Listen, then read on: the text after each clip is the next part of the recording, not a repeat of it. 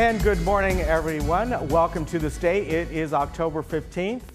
And yes, it is a blustery day out, as one of my co-workers just said.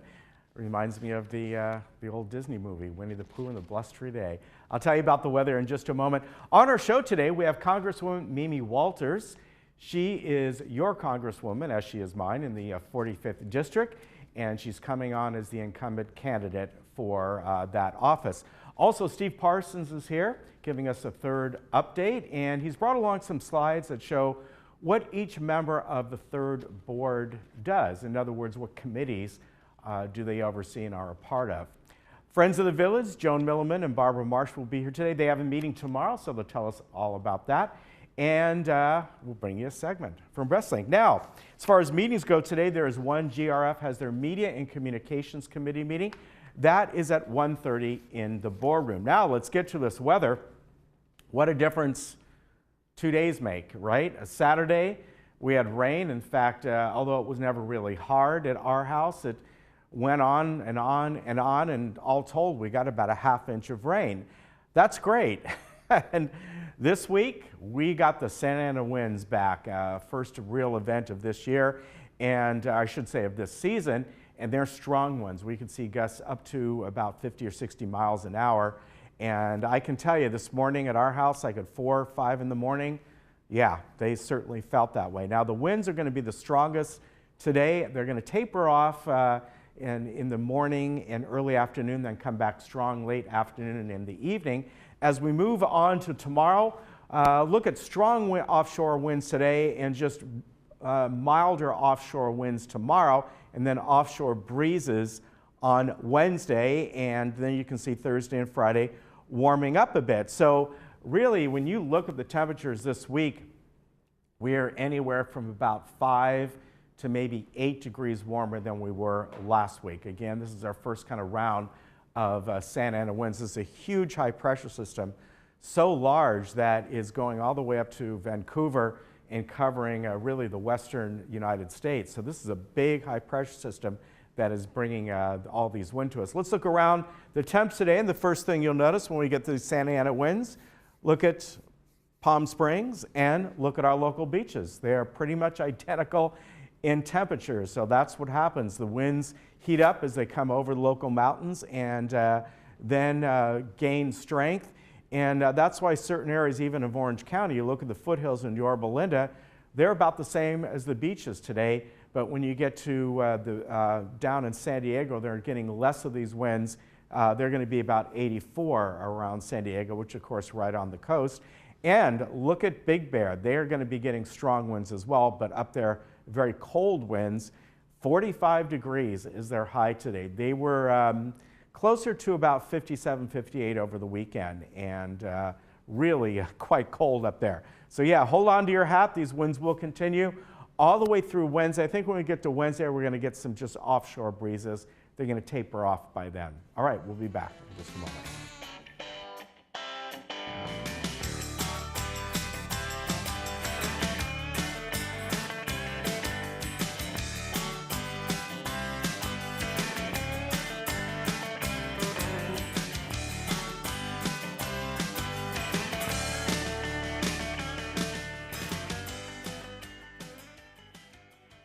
Halloween, Thanksgiving, or Christmas cards? Diane's Hallmark has them all.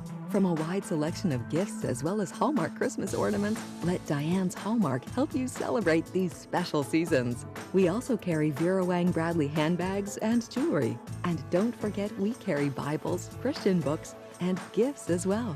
Come in today and experience our personalized service. Diane's Hallmark is located in the Walmart Shopping Center next to Hobby Lobby. Exciting, elegant, and coming soon. Your on-screen guide is going HD, the same functionality, a sleek new design, and easier to use features. Automatically tunes to the highest resolution, and menus, icons, and logos with modern colors and crisp text.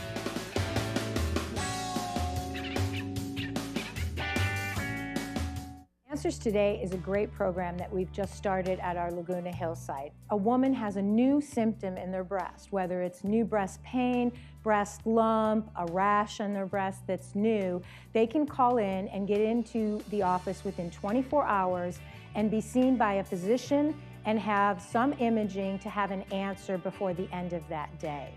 So this is a very powerful program. I would much rather spend the rest of my career preventing cancer than actually treating it. If you have Medicare, you got to get Alignment Health Plan's Black Card. It's a member-only benefit, unlike anything I've ever seen, giving you access to one-on-one health support any time of day or night. Need to schedule an appointment or need it right there? They'll take care of it. Now you can talk to a doctor 24 hours a day. Call them and get a card of your own, and all the benefits you deserve, too.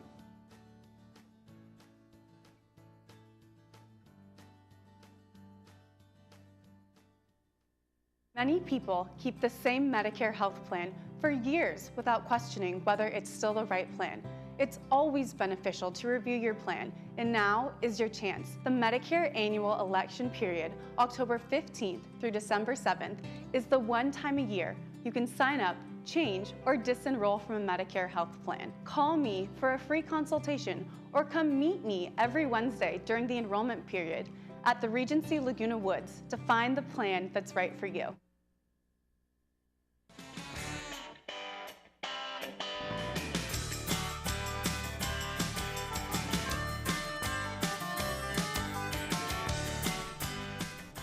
And welcome back. Well, of course, it is coming up on the election in November. Many of you probably have your mail-in ballots all sitting at your tables. I do as well. And today I'd like to welcome Congresswoman Mimi Walters. She is the representative for this district, the 45th district, and of course she is the incumbent candidate. Welcome. Oh, so great to be back. Yes, nice to have you back here. I know it's been quite busy back in DC. Oh, we've been working very hard. Yeah, I bet. Well, as I mentioned, you know, we're just, 4 weeks away, 3 weeks away, and a lot of people probably just got their mail-in ballot. A lot of people do that here. I know Yes. I got mine just a couple days ago. So let's talk about some of the things that are going on. I know that are very important to you. And one of those issues that is, I know locally here, we've had a couple other people talk about it as well, is the human trafficking legislation. And people living here may go, well, how does that relate to us? But talk about that, especially, obviously you represent this district as not just Laguna Woods, but a great big chunk of Orange County, and it's actually a problem here, isn't it? It is a problem. In fact, last year in Irvine, there was a very large human sex trafficking ring that was uncovered, and it was young women that were brought over from different parts of Asia, and they were being trafficked through a website called backpage.com. And when this happened, I realized that law enforcement didn't have the tools that they needed to go after the perpetrators. And those that were survivors of the sex trafficking ring didn't have any recourse. And so what we did is we crafted language, and this is a historic piece of legislation that now gives those people who knowingly facilitate those websites that knowingly facilitate human trafficking, people will now be held accountable. And law enforcement now has the tools to go after those perpetrators, because what we like to say is if it's illegal offline, it needs to be illegal online. And we have been successful at shutting down 87% of these websites. Oh, very good. I didn't, honestly, when I read something that you had sent to me a few days ago, last week, and when I heard about that in Irvine, I was like, wow, you don't think of that. Well, people don't think about human sex trafficking in this area because we are a pretty safe community, but it happens more often than you think. I actually worked on a little bit of this legislation, similar legislation, when I was in the California State Senate as well. Now, one of the big crises that we have in this country is the opioid crisis. And it is one of those, it's interesting, it's one of those topics that both sides of the aisle have talked about quite a bit. It is a big, it is a very big crisis, and you know, there's a lot of legislation going on how to get people through this. In many cases, people are looking at different alternatives, which can be cannabis or something like that. But tell me about some of the things that you have worked on within this whole different topic and what you folks have looked at. Yeah, so the opioid crisis, sort of like the human sex trafficking legislation we passed on bipartisan basis as well. This crisis is something that people hadn't really thought about, but so many people now know individuals that might be related to them or friends that are struggling with opioid addiction. And I'm very pleased to announce that we, on a bipartisan basis, passed comprehensive legislation that will now give federal resources to local communities to help fight this addiction. And I was very involved in crafting legislation for this bill as well. And I was involved working with Bobby Rush, who is a member from Illinois on the other side of the aisle. And he and I worked together and came up with language that is going to now expand resources for Medicaid patients who need help. So now we're going to be able to help more people who are on Medicaid fight this addiction. And it's, you know, we're not happy about a crisis like that, but it's nice to see that this is one situation where both sides are pretty much on the same page. Yeah, I mean, you hear so much rhetoric out of Washington, D.C., how Republicans and Democrats can't work together, and that's simply not true. I mean, we sometimes do not agree on issues because philosophically we are different, but there are many, many issues that we work closely together, and I have a lot of friends on the other side of the aisle. All right, one of the big topics that have been really over the last couple of years is health care. And a couple of the concerns are, I think one of the biggest, people with pre-existing conditions, or unfortunately sometimes their children are born with a condition right off the bat. And these folks naturally are worried about, am I going to be able to still get all the care that I need at a cost that I can afford? So on one hand, it's like, well, we'll still get you care, but is your insurance going to skyrocket? The drugs going to skyrocket? We all know the cost of drugs is just through the roof. Yeah, and we were seeing that under Obamacare, and that's why we need to repeal and replace Obamacare. We definitely need to have affordable, quality health care. And when it comes to the pre-existing conditions, I actually co-sponsored legislation to make sure that we protect those people who have pre-existing conditions. That's very important, and it's something that I'm very passionate about. But what we can't do is we can't have government-run health care. You hear people talk about Medicare for all, which it might sound nice, but what Medicare for all really is, it's a government-run health care at the cost of $32 trillion, and the taxpayers are going to be the ones that would have to pay for it. But here's where it gets to be very concerning, especially for members of the senior community. Medicare would change as we know it today if you go into a government-run health care. We can't let Medicare change for seniors who really need it, because if you go to a government-run healthcare system, they're going to have to ration healthcare, and the first people that are going to be hit are the seniors. So we need to be very, very careful when we hear politicians talk about wanting Medicare for all. It really is a government-run, socialized healthcare system. All right, and I think what a lot of people forget is that, well, the government will pay for it. The government doesn't pay for anything. No. You and I pay for it. Yeah, we pay for that. All right, you know, something that I want to bring up, because it's a topic that's been brought up a lot over the last couple of years, and that is the topic of sanctuary cities, sanctuary states. And one of the reasons I'm bringing that up, there was just a ruling that came down in California here, I think just like 2 weeks ago, that basically said charter cities, and I think there's something like 150 charter cities in the state, do not have to follow what the governor of the state set up as far as everybody's got to be sanctuary cities. So, you know, I know this is something that is definitely across, you know, battling across the aisle. Yeah, well, government's #1 job is to make sure that they take care of their residents and their people who live in this country. And we have to make sure that we don't let people into this country that are going to harm us. And I think it's very important that local law enforcement work with federal law enforcement so that we can secure our borders and we can make sure that people who come into this country are coming in here to be productive citizens, and they're not coming in here to harm us. So I get very concerned when I hear about politicians talking about not wanting to work with the federal government in protecting our borders. All right.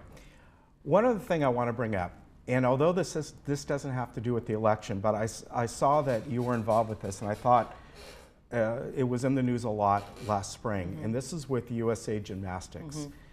And it has to do with, of course, the sex abuse that went on. It goes on in a lot of different sports, as we have found out. But I know that this was something that you were on the forefront of, and this went on really last spring, where you folks had kind of put the USA Gymnastics sort of on trial, so to speak. And you had the CEO of it that testified to Congress. So you know I'm a mom of 4 kids, and we have a lot of families in our community, and as a parent, you're very concerned about the safety of your children. And then when we found out what these coaches were doing and how they were taking advantage of these young women, obviously it's not okay, and it was illegal. And we wanted to make sure that the USA Gymnastics and the Olympic committees were aware of what was going on, and that they took action against these coaches who were breaking the law and were hurting these children. I mean, I would be horrified if it was one of my kids. So we had them before our committee. I sit on Energy and Commerce, and we are talking to them and trying to make sure that they put mechanisms in place to let parents know if there's something that's wrong with one of these coaches, and they hold them accountable.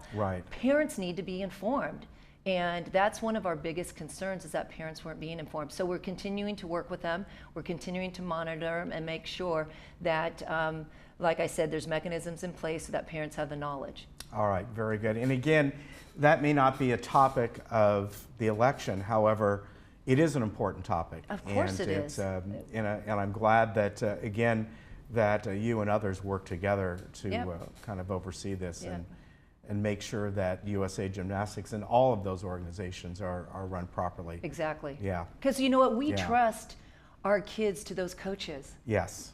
And we want to make sure that our kids are safe. Yeah, I agree with that. Being a youth coach myself, I certainly understand that. I know you're busy.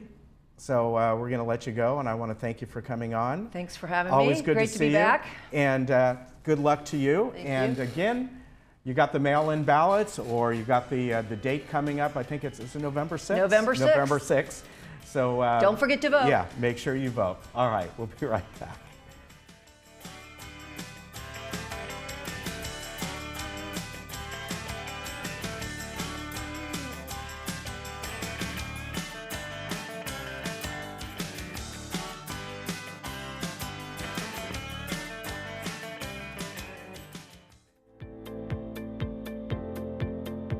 I choose to let someone else do the cooking.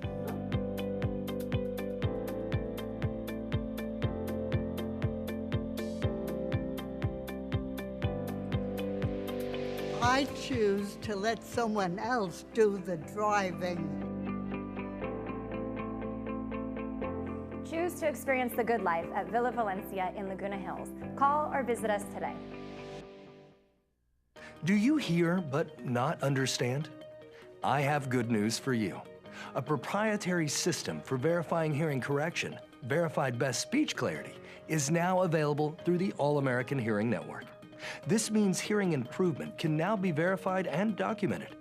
Your individual hearing correction is guaranteed in writing. Call today to reserve your complimentary private consultation and experience word clarity dialed back into focus on the spot. Try AMP, the world's smallest hearing aid, at an unbelievably small price, just $750. It's ready to go in one visit, comfortable to wear, and virtually invisible when worn. Yes, you can now have verified best speech clarity. Hear every word.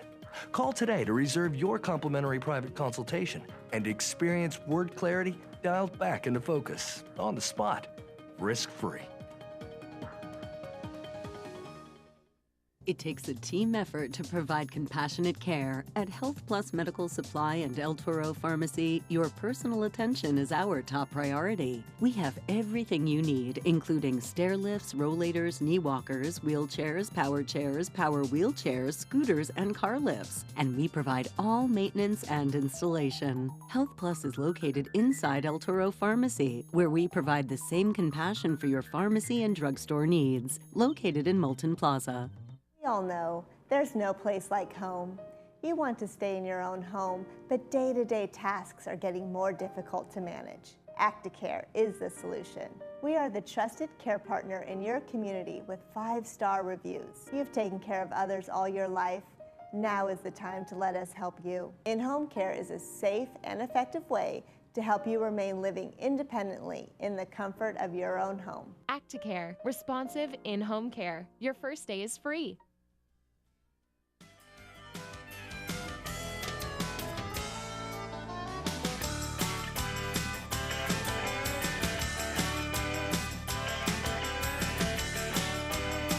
With me right now from Third Mutual is Steve Parsons, and I'd like to welcome you back, sir. Hi, how are you? Great to have you here today. Thanks. And I keep wanting to call you the treasurer of Third, but you're now the first vice president. Uh-huh. And what you are doing today, you brought along slides of each of the directors, and kind of going over what they do on Third, primarily the different committees that they're involved in, right? Correct. So that way people get kind of the feel of what you guys do other than the monthly board meeting. Yeah. Well, as you know, recently we had our elections. And we had some new people that were elected, and following right after that's the assignment to committees. Right.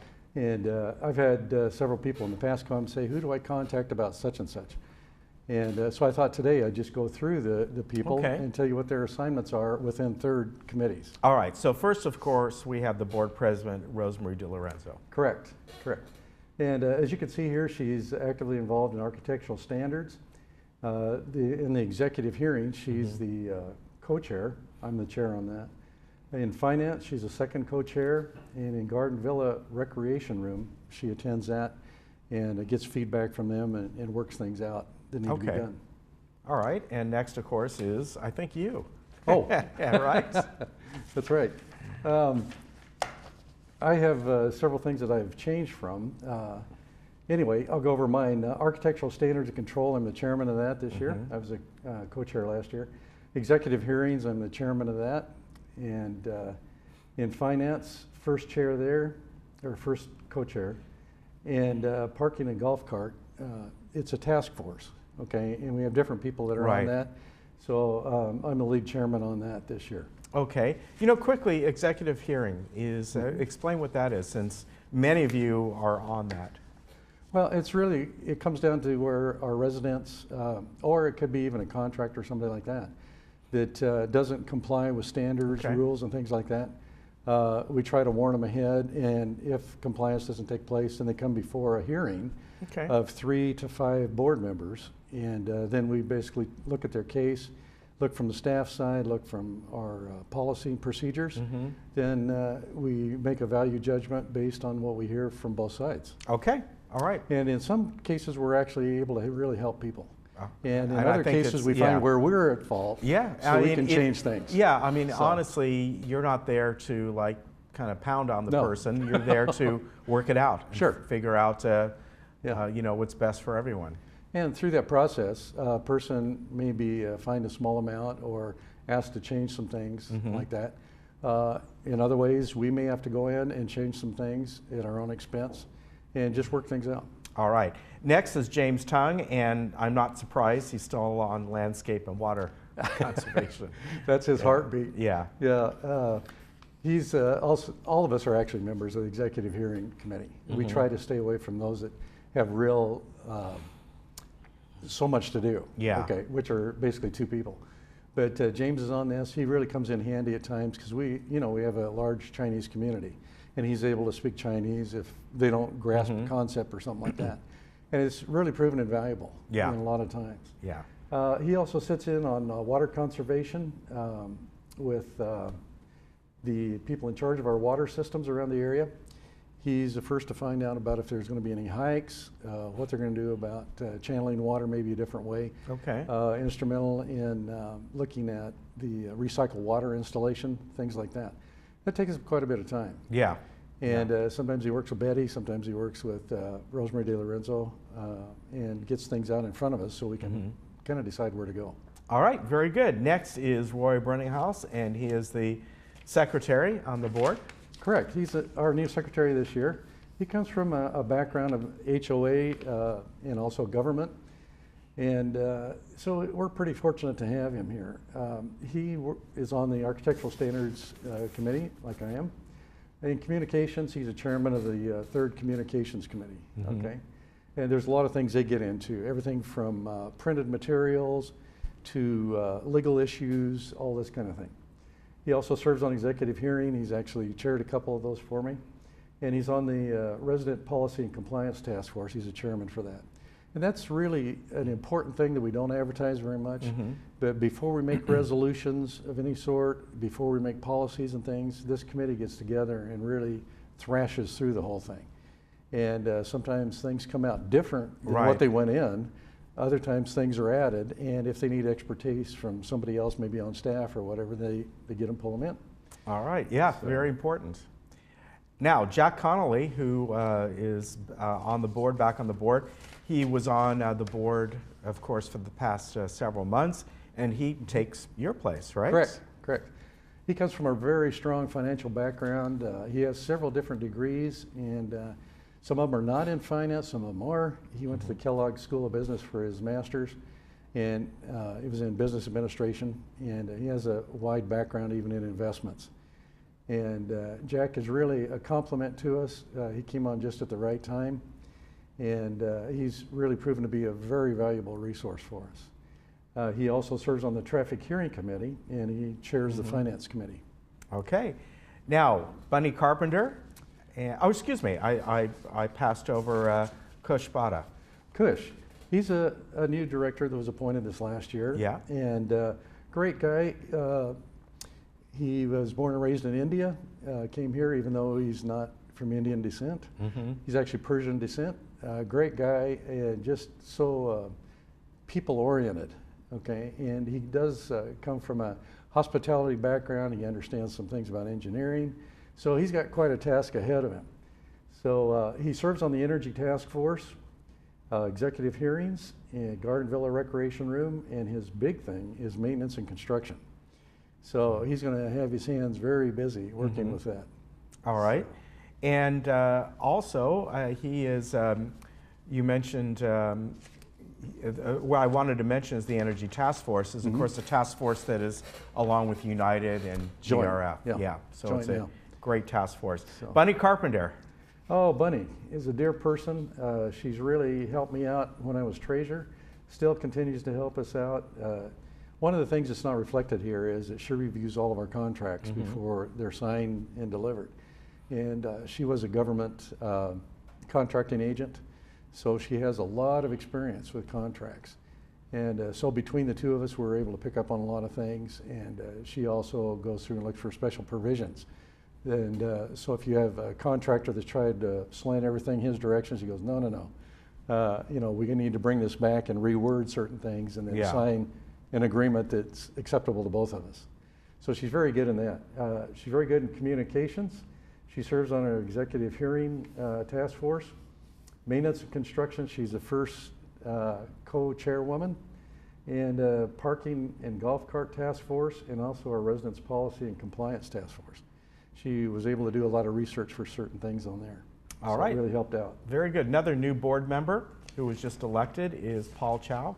Oh, Paul, a great guy, comes from an engineering background, and we have a lot of high hopes for him in many different areas, and just a great guy, great well-rounded person. He serves on our Energy Task Force, maintenance and construction, and water conservation. And this is kind of a warm-up. Down the road, he'll probably get more. Yeah. All right. Now, someone that's been on the board for a couple years at least now is John Frankel. And John was actually where I live. He was on our architectural committee up in RSM, where I live at one time. Yeah. Yeah. He is a mechanical engineer, and he helps a lot in different things. As you'll see, as to the committees he's being assigned to, he's in the Architectural Standards and Control Committee, Energy Task Force, Executive Hearings, Traffic Hearings, Landscape. He's had a lot to do with that.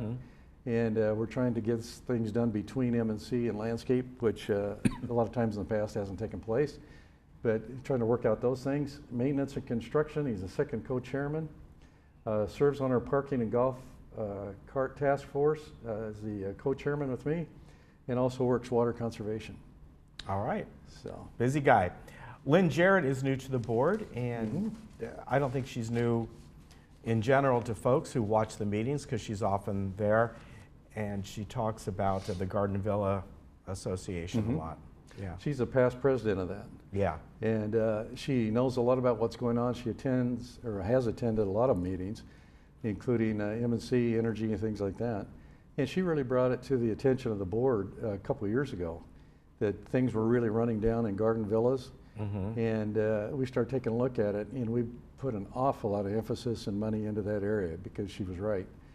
And we actually have a staff person that's working over there part-time to help identify these things with the Garden Villa Association. So she's going to be a pretty busy person too, with architectural standards, communications committee, Garden Villa Rec Room, and she's a chairman of that. She works with landscape, water conservation, and parking and golf task force. Okay. So now, even though there was an election, there's a board vacancy because one person dropped out. Correct. Mr. Jules Zylan resigned, and of course he did it when I was gone, so I don't know everything behind it. But anyway, he did resign. And we're taking applications now. You can come to the corporate secretary's office on the second floor, pick up an application, and have it back to us by October 30th at 5 p.m. That's a Tuesday. Okay. Interviews and appointments will take place on Tuesday, November 6th at 11:30 a.m.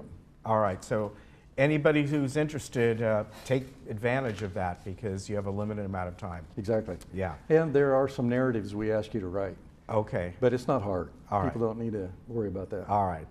Also, you wanted to mention about the RV lot that's reopened.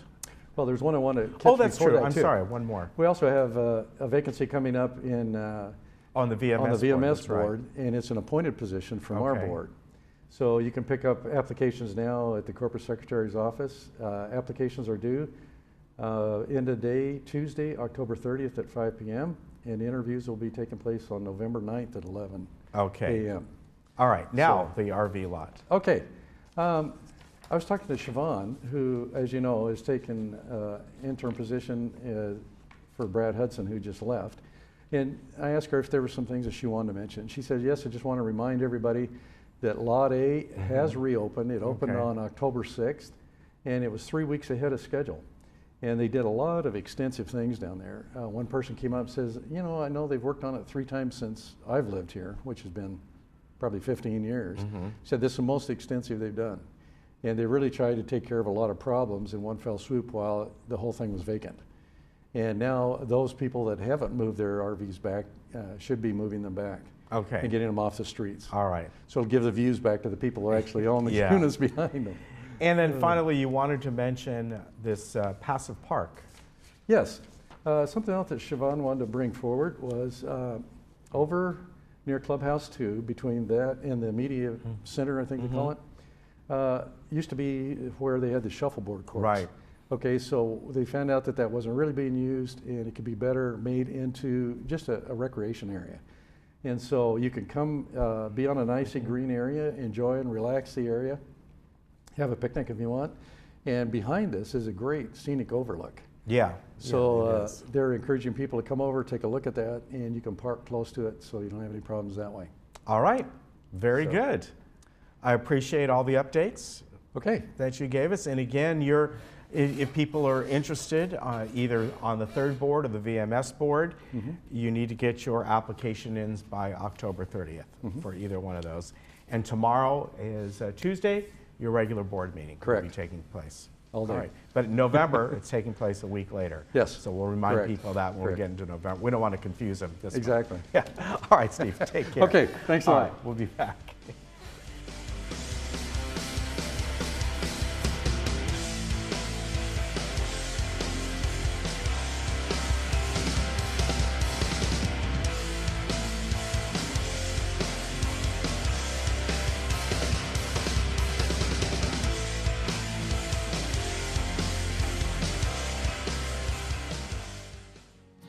The all-new 3-row Subaru Ascent. Room for up to 8 passengers. Choice of second-row captain's chairs or bench seating. Standard EyeSight driver assist technology. Coming from Kelley Blue Book's most trusted brand for 4 years running. The Subaru Ascent. Love is now bigger than ever. Irvine Subaru. Get your new Subaru here with 2 years complimentary maintenance included.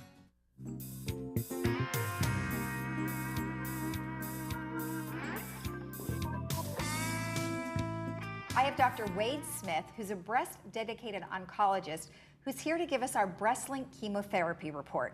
Welcome. Thank you for having me, Lisa. You're welcome. And really interesting stuff that we're going to talk about today. I mean, there's been a lot of talk about breast cancer, of course. However, you have some specific things. So when you say breast-dedicated oncologist, what does that mean? As an oncologist, somebody who treats cancers with medicines, sometimes chemotherapy, sometimes hormone therapy. As an oncologist, I treat breast cancer and maintain a practice exclusivity with breast cancer. Okay. And so it essentially enables me to remain more interconnected with other breast cancer specialists in the community and internationally, and allows me to provide that level of expertise conveyed onto the patient. Okay, all right. And then we were talking earlier about treatments, and you mentioned chemotherapy. And I know there's other treatments, but there's something specific that's going on right now, and there's a particular type of study. Can you tell me a little bit about it? Sure. Recently making headlines was the presentation of TAILOR-X, which is a large study looking at roughly 10,000 breast cancer patients. And of those 10,000 patients, roughly 6,700 have the most common type of breast cancer we see.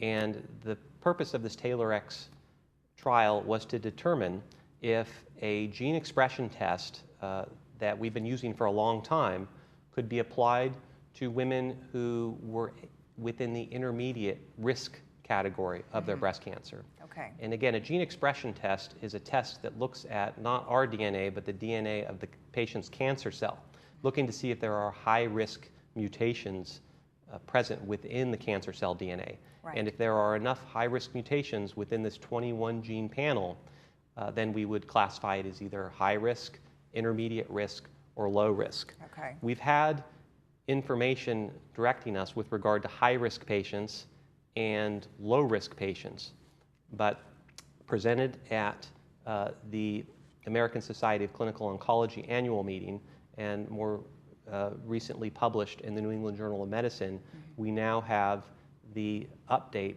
telling us how to basically utilize this test report in determining whether a patient is going to benefit from receiving chemotherapy after surgery for early stage breast cancer or not having to receive chemotherapy.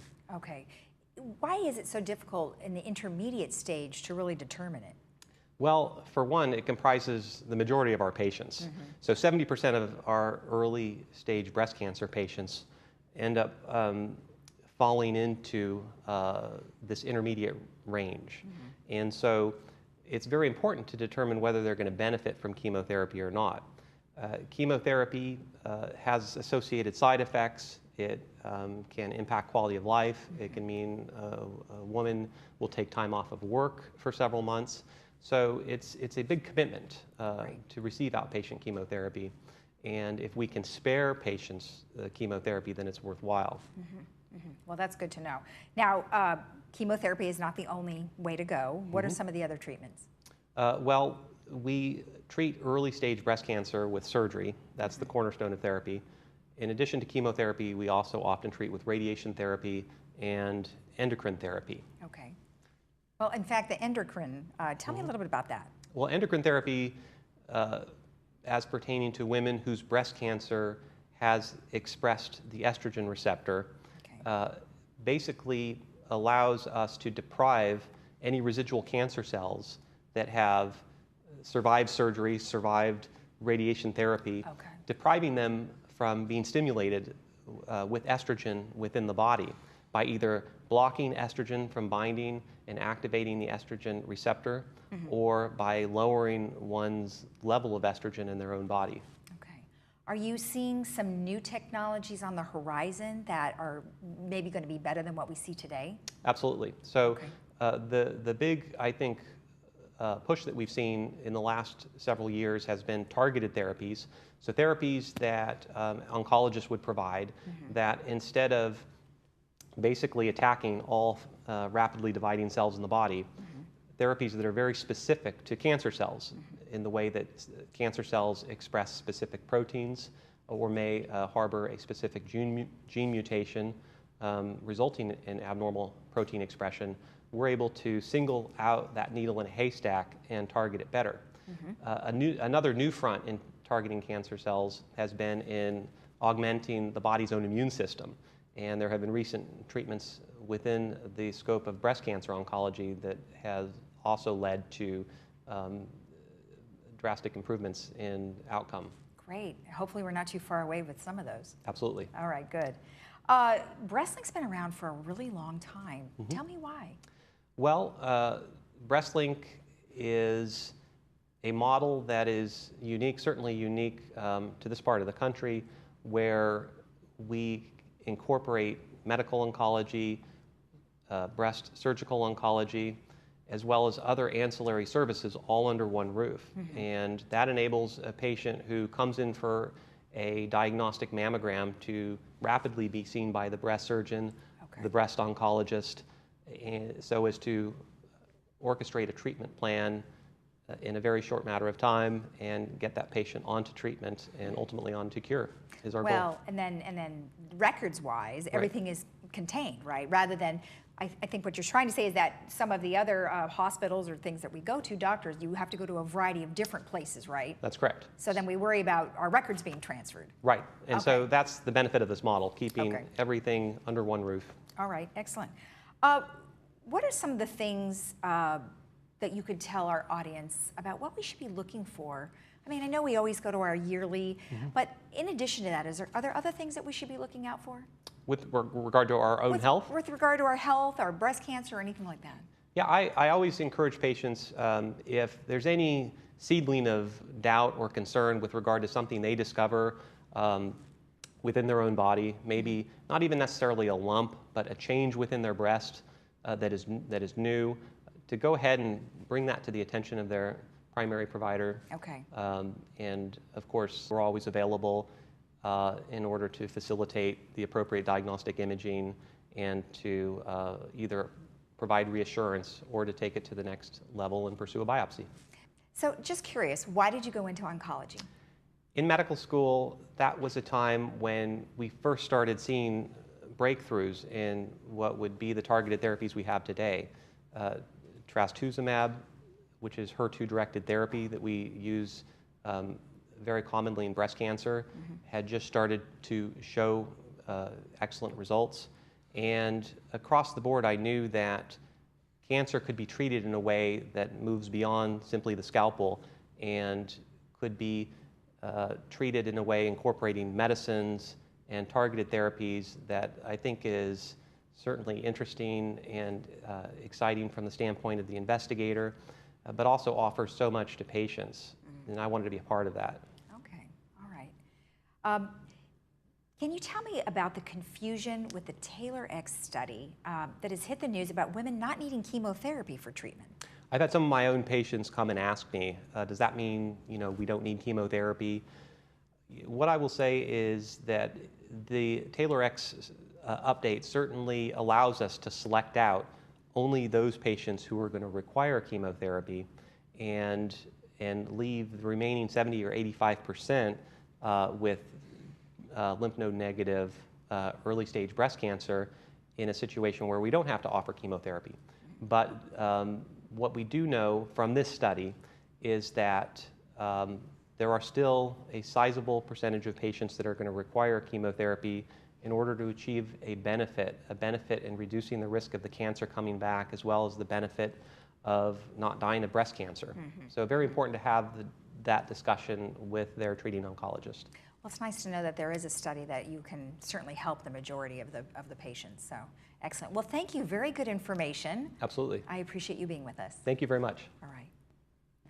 If you'd like more information about breast cancer or you have additional questions, you can always go to breastlink.com.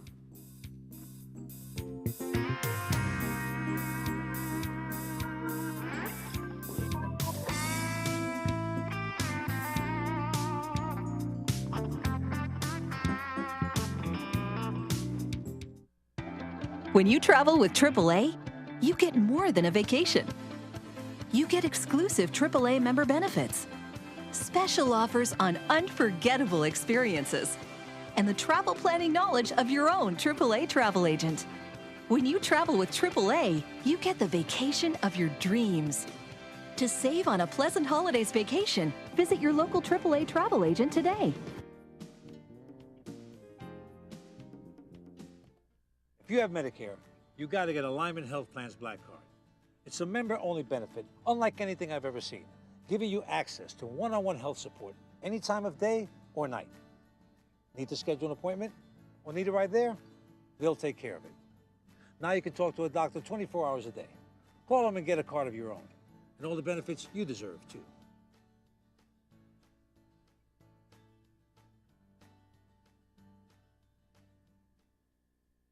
This is how we burger, brew, and cue. Pick a town. Arrive hungry, real hungry. Start with a massive burger. Charred, juicy. Add bacon, a buttery bun, piled high. Serve it up, wash it down. Creamy, hoppy, fruity, malty. We're not done yet. Cue time. Deep fried, sauce soaked, pork ribs, meaty, tender. I'm full. Where to next? All new Burgers, Brew, and Q. Tuesday at 9. Cooking Channel. Stay fired up. When other dealers say no, Capistrano Toyota says, yes, we can. Low payments? Yes, we can. Low financing for all types of credit? Yes, we can. Capistrano Toyota features 10 acres of new and certified pre-owned Toyotas, plus many used cars priced below $10,000. When other dealers say no, Capistrano Toyota says, yes, we can. Exit the 5 freeway at Camino Capistrano.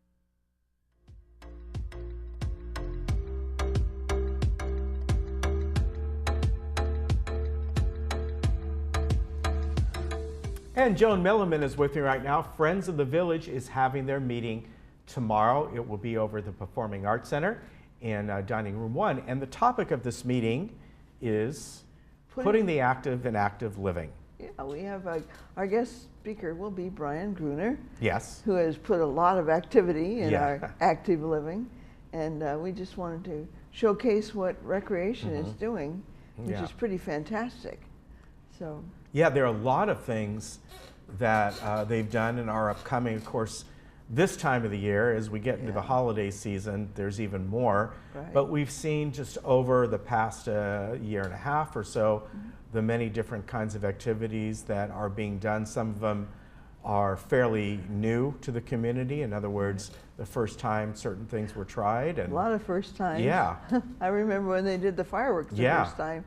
And everybody was in awe. You know? And we've now done it twice, so. Yeah, and the whole point is getting people out and enjoying themselves. Not every activity is going to be right for you, but there's so many things to choose from.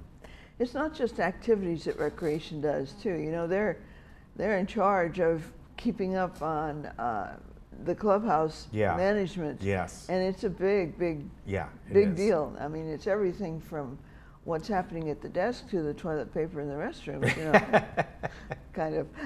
But Brian is just all over the place. Whenever there's something going on, you can count on his being there. So I think people will enjoy meeting him and getting acquainted, asking questions, and you know, it's much more now than room rentals and so on. Not that it wasn't before, but they've just simply expanded so fantastically.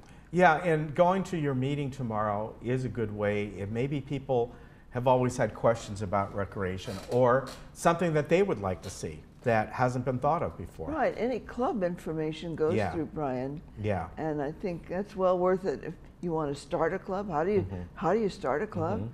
What do you need to do? You know, it's it's surprising how much recreation impacts our lives. It's just simply there a lot. Yeah, and so many things do go on that people often don't know about that are available. One of them, and we get people on from the stables, but you know, there's a good example. Yes. And many different daily activities that if people want to become involved in, whether it's going down to the fitness rooms or people may not know that they can play basketball here if they want. Actually, that's true. Yeah. It's amazing. Yeah. And but I think I'd like to mention a little bit about Friends of the Village. Yeah. How come we're sponsoring such a program? Well, our mission has been to bring reliable information to the village of all kinds. Yeah. And we've taken to introducing different aspects of the governance for many years. We were founded in conflict at one time when one board was suing another. Yeah. And that's right, you were. Our job was to present the issues that as truthfully as we could find out. Yeah. And without taking sides, we tried to do that over the years. But that became passé as we all began to work together. So now that we introduce different aspects of governance, what's happening in, basically what's happening in the village that you wouldn't think of. Yeah. So this is a way that people can find out things, and I know you yourself, you're very active. You fit into this, this topic here, many things that you do. And a lot of people are active with Friends of the Village, and just in general, so many things are offered here that you can be a part of, irregardless of maybe what your abilities are. There's something here for everyone. Oh, I learned watercolor, you know. Yeah. I'd not ever done watercolor before, and I came to the village and I took it up. It was wonderful. Yeah. Do you still do that? Yeah, as I can. Yeah. Well, again, so many different things that can be done, and if people want to come to this meeting, do they need to? They don't need to RSVP. They can just show up. Oh yes, you can just show up. Okay. Plenty of room. There are refreshments for everyone. This is going to be our last meeting for quite a while, so I hope that you'll come and meet us and join in the festivities. We are going to be on hiatus for a time. Okay. But that doesn't mean we're gone. Yeah. So this meeting we thought would be a wonderful hoorah. Okay. And yeah, I think so too. I just want to mention that Barbara Marsh was the founder of this club, and it's largely due to her that we exist and have been existing for 7 years or so. Yeah. Yeah, you have been. And we will continue a bit. So. All right, very good. Now, again, just show up tomorrow, 6:30, in the Performing Arts Center in Dining Room 1. All right, very good. Everyone's welcome. Stay right here with us. I'm going to tell the folks about our movies coming up. And coming up on today, it's Monday, is Tully, and this movie stars Charlize Theron, about an overworked mother. She's on her way to having her third child and just kind of beside herself, and a new nanny she meets. And at first, you know, she's kind of apprehensive about her, but they become great friends. And this is sort of a comedy drama. And even though she has this very supporting husband, you know, she just can't do it all. So she brings in a nanny named Tully, and you'll find out more about this. This movie is today at 2 o'clock and at 6 o'clock. And then on Friday, we have Ocean's 8. And you probably remember the Ocean's 11 movies. There were, I think, 3 of them. The one where there was the old one back, you know, with Frank Sinatra. And then the new one that came out several years ago. Well, this is sort of a continuation on this one. In this case, it stars Sandra Bullock, Cate Blanchett, Anne Hathaway, and several more. And it's about Danny Ocean's estranged sister that she gets together, an all-women crew, to pull off the heist of the century at New York City's star-studded annual gala. So these were always very fun movies. This is another good one. Funny movie. I think you'll have fun in it. And I don't think George Clooney is in this, has a cameo in it or not, but you know, he did all the other ones. I hope they do another one of those, because I enjoyed those as well. That will be Friday, and that will be at 2 o'clock and 7 o'clock. Now, a quick recap of the movies. Joan almost blew away this morning, right? I did. Yeah, I very did. strong winds are expected throughout today, all the way through tonight. A little bit less so tomorrow, and then probably just some offshore breezes as we get to Wednesday. And overall, this is going to be a much warmer week than what we had. This big high pressure system is pretty much sitting over the western United States right now. That's why we're getting all these winds. So definitely take care of yourself. Around, we can hear it here as a matter of fact, around Orange County today, temperatures will be pretty much in the low 80s, and the beach communities will actually be just as warm as out in Palm Springs today, which is not unusual when we get these offshore winds, because the winds heat up and then bring the heat towards us. Big Bear, though, very cold up there, only 45. They're going down. They're about 10 degrees cooler today than they were just a couple days ago. But throughout the county, we are warmer than we have been. But Palm Springs is actually down by about 5 or 6 degrees. So cooler out there. Here we go. Going to be in the low 80s, upper 80s as we get, or excuse me, mid 80s as we get to Friday. And then probably Saturday and Sunday next week will be right around that 83, 84 degree mark. So 5 to maybe 8 degrees warmer than last week, and very windy out. Be careful driving, and allergy season comes back up, right? Yeah. Big time. All right, tomorrow, join us please. We're going to get an update from the Towers and also Duplicate Bridge Club, along with the Tea Party Sentinels, and Dr. Trin will stop by as well. Take care. We'll see you tomorrow. Bye-bye.